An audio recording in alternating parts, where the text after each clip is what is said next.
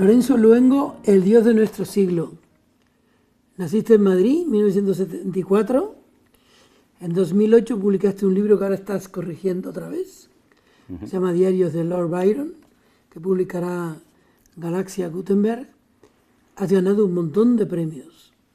El premio Juan Marc Sencillo, el premio Ateneo Joven de Sevilla, el premio Ateneo de Sevilla, por los libros sucesivamente El Quinto Peregrino, América, Abadón, La Cuestión Dante, y en 2014 publicaste el libro de relatos El satanismo contado a los niños.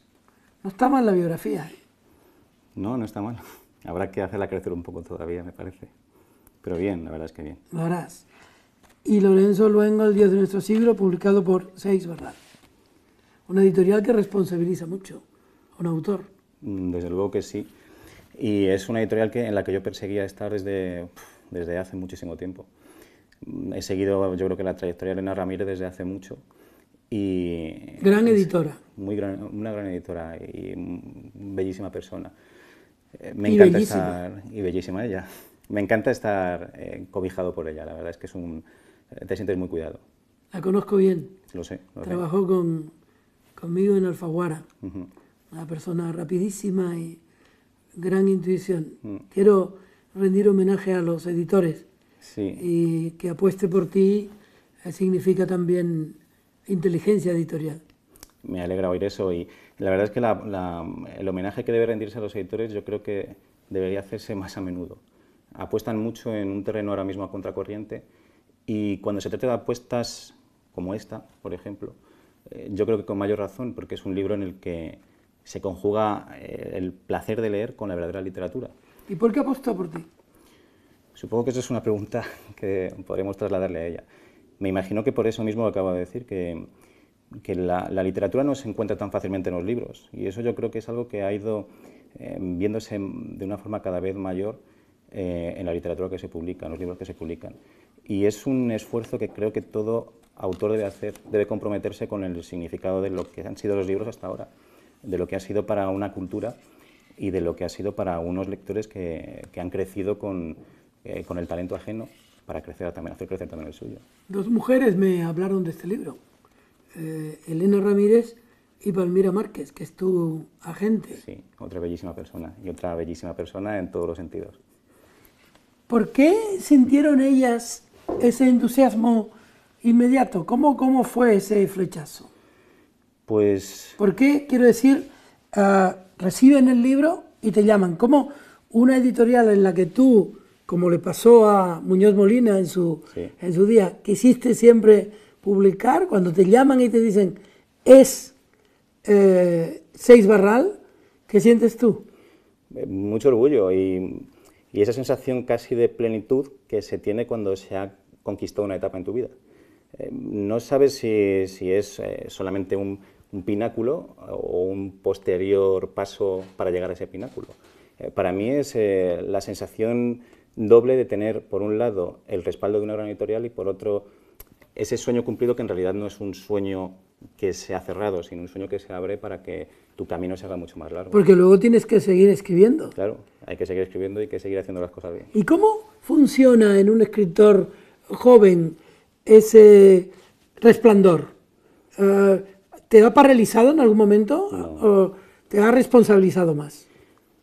La responsabilidad la tengo todos los días cuando me siento a escribir.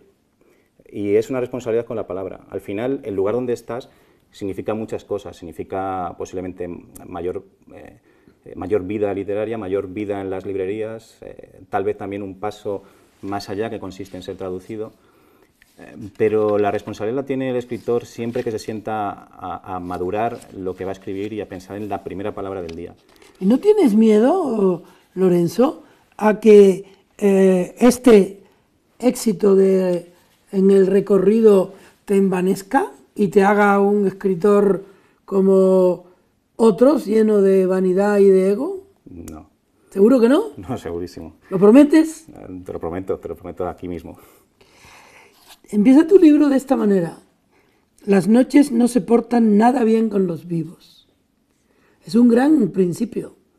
Y yo creo que una gran verdad, ¿no? Por lo menos con este vivo no se porta muy bien, sobre todo cuando tiene que dormir. Eso es lo primero que aprendes cuando alguien te cuelga una placa del cuello y te dice que ya puedes salir a patear la calle. O sea, parece que estás resumiendo la vida, ¿no? En general, el porvenir de la vida.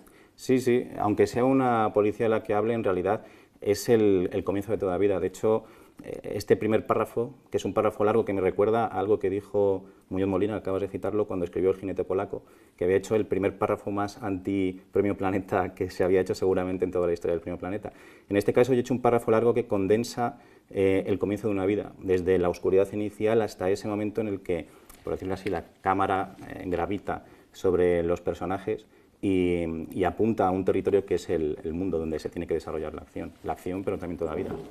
Tú dices que abres al azar, en un momento determinado abres al azar, el personaje dice, abres al azar. Yo abrí al azar y me encontré esta frase. Somos polvo de estrellas, las cenizas de antiguos holocaustos nucleares. El carbono que hay en nuestro cuerpo es el producto de la alquimia nuclear. Hay en este libro, que es rabiosamente literario, apelaciones a lo que ocurre ahora, a las amenazas que vive el mundo. ¿Qué te tortura más de la vida? Este amanecer un poco oscuro que estamos viviendo. ¿Qué te perturba más? Es una buena pregunta. La verdad es que creo que todo lo que estamos viendo ahora mismo a nuestro alrededor denota un punto de declive en la historia colectiva y un punto de arranque hacia un lugar que desde luego no conocemos y del cual no tenemos ninguna experiencia. Creo que nada de lo que ha sucedido en la historia nos ha preparado para lo que tiene que venir.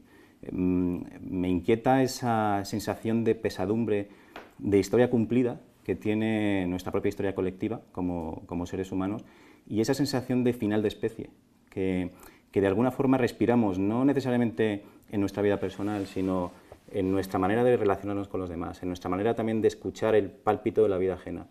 Y tengo la sensación de que por muchos esfuerzos que hagamos en pos de encontrar una dicha o momentos de dicha o raptos de felicidad en una vida que concluye, por encima de todo eso sobrevuela la sensación de pesadumbre, gravita una sensación de mal por llegar y redefinido de alguna forma.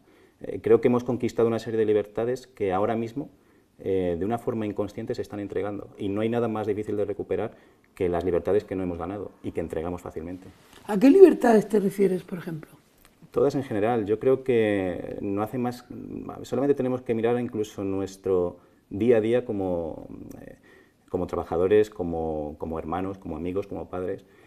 Siempre hay una deuda con lo que nos rodea, un tipo de deuda que tiene que ver, diría yo, con la sensación de fatalidad que todos de alguna forma tenemos cuando nos acercamos a los últimos momentos de una vida, pero más aún cuando, en este caso, suceden día tras día, momento tras momento, cada vez que nos enfrentamos, no sé, a las verdades que tenemos que decir y no decimos, o incluso a la decisión de cambiar de vida cuando esta vida que tenemos no nos satisface lo suficiente. Eso le puede pasar al oficinista que se acerca a su jefe con el propósito de decirle algo y renunciar a ello, tanto como al marido que se acerca a su esposa o la esposa al marido para decir nuestra vida acabó.